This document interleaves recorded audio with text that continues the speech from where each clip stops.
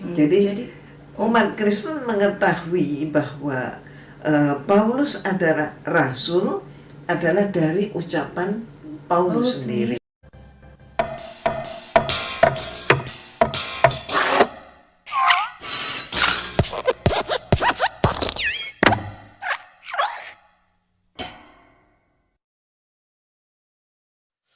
Shalom, kembali lagi bersama dengan saya di Risans Channel.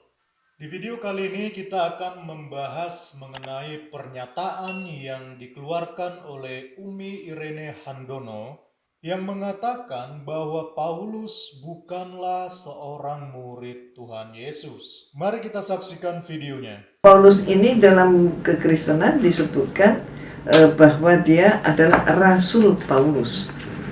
Oh, rasul. Ya. Paulus itu dalam Kristen rasul nih. Okay. Dan siapa yang melantik dia sebagai rasul, menjadikan dia sebagai rasul, ya kita akan lihat aja ya. Kita akan teliti nanti di dalam urean-urean ini. Dan track recordnya Paulus ini berawal dari seorang yang sangat-sangat memusuhi Nabi Isa dan murid-muridnya. Ini kita bisa lihat di dalam Kisah Para Rasul pasal 7 ayat 58. Kemudian setelah itu dia mengalami sebuah perjalanan di Damsyik, yang saat itu dia pun sempat terguling-guling, jatuh gitu ya. Dan pada saat itulah dia merasa, dia melihat, dia mendengar ucapan Yesus, melihat Yesus dan ucapannya yang mengatakan, Saulus, Saulus, mengapakah engkau menganiaya aku? Dan sejak saat itu mulailah dia berubah. Dan pada Roma pasal 11 ayat 13, maka di situ tercantum ucapan Paulus, aku berkata kepada kamu, hai bangsa-bangsa bukan Yahudi, justru karena aku adalah rasul untuk bangsa-bangsa bukan Yahudi, aku menganggap hal itu kemuliaan pelayananku. Jadi umat Kristen mengetahui bahwa Paulus adalah rasul adalah dari ucapan Paulus sendiri. Tapi maaf, sebenarnya Umi, Paulus ini murid Yesus bukan nih? Paulus tidak pernah, jadi secara Paulus dan Yesus itu satu masa ya. Satu masa, tapi pernah satu masa, tapi tidak pernah Paulus ini duduk semajelis dengan Yesus. Dan kita bisa lihat dari 12 murid Yesus, tidak ada nama Paulus. Tidak ada nama Paulus.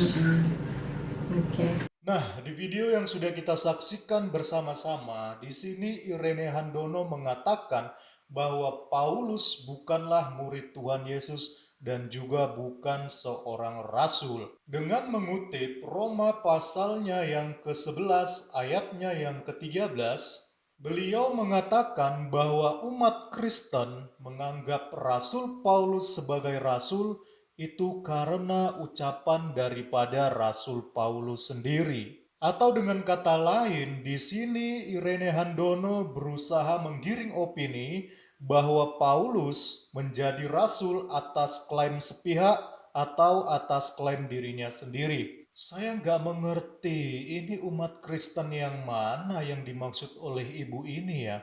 Atau jangan-jangan justru ini menggambarkan dirinya sendiri waktu dia masih beragama Kristen. Nah, ini nih gara-gara membaca Alkitab cuma sepotong-potong, terus tidak direnungkan dengan baik, ya begini jadinya. Nah, saudaraku, sekarang kita akan meluruskan pernyataan dari Umi Irene Handono ini. Rasul dalam bahasa aslinya adalah apostolos, dan ini bisa diartikan sebagai utusan Allah.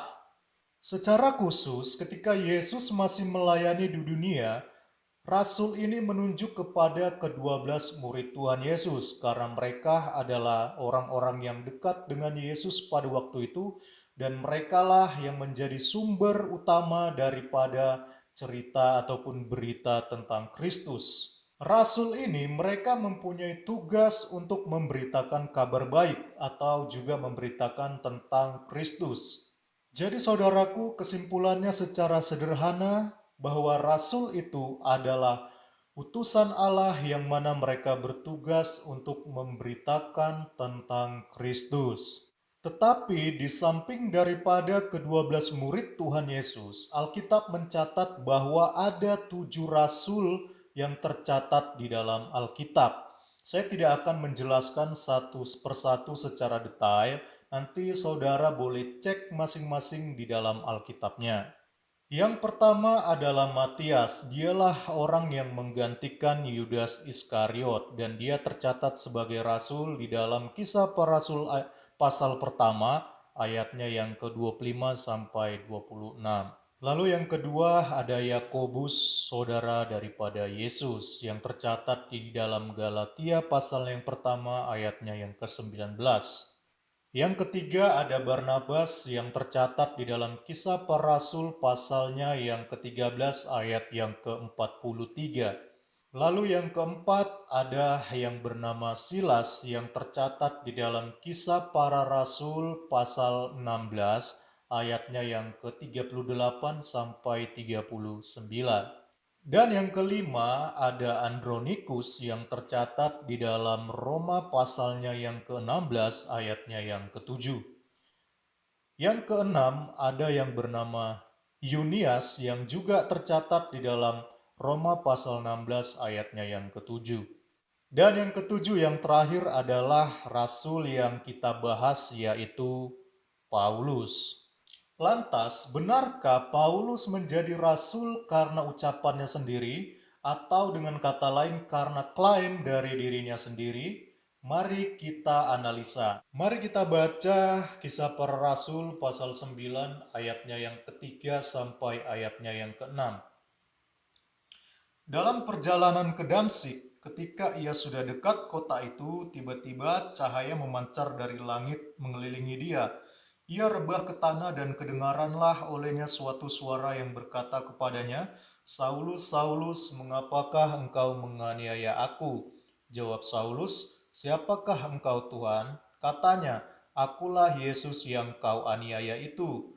Tetapi bangunlah dan pergilah ke dalam kota, di sana akan dikatakan kepadamu apa yang harus kau perbuat." Nah, ayat ini saudaraku merupakan cerita di mana titik balik kisah pertobatan dari Paulus. Dia yang awalnya menuju ke Damsyik untuk menganiaya ataupun membunuh orang Kristen mula-mula yang ada pada waktu itu, tetapi karena dia mengalami perjumpaan pribadi dengan Kristus, akhirnya dia mengalami pertobatan. Dan dari pertobatannya ini, Kristus yang mengutus dia, menyuruh dia secara langsung di ayatnya yang ke-6 untuk melakukan apa yang harus dia perbuat. Dan di dalam Kisah Para Rasul pasal 9 ayatnya yang ke-15, di sini kita semakin dipertegas bahwa Paulus menjadi rasul bukan karena klaimnya sendiri, tetapi karena merupakan panggilan yang dia terima dari Kristus sendiri. Kita baca ayat yang ke-15.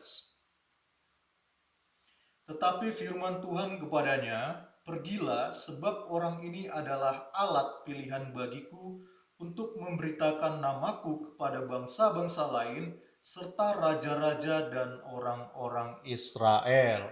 Nah, jadi dari ayat ini kita bisa melihat ya bahwa Paulus dipilih oleh Tuhan Yesus untuk menjadi alatnya di dalam memberitakan kabar baik atau juga memberitakan tentang Kristus, yang dalam hal ini adalah Kristus sendiri yang mengutus Paulus untuk menjadi saksinya. Jadi bukan berdasarkan klaim sendiri ya, bukan berdasarkan pernyataan daripada Paulus sendiri.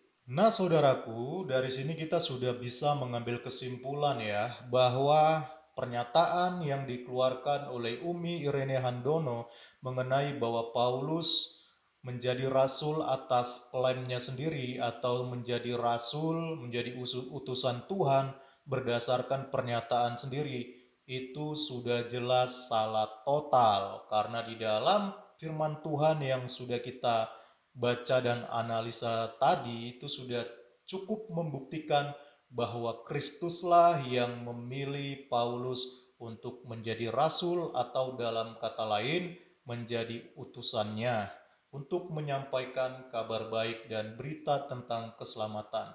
Nah, hal ini tentunya juga mengajarkan kepada kita supaya tidak membaca Alkitab secara sepotong-sepotong, agar kita pun bisa menerima informasi dan pemahaman yang utuh. Terima kasih sudah menonton video ini. Tuhan Yesus memberkati.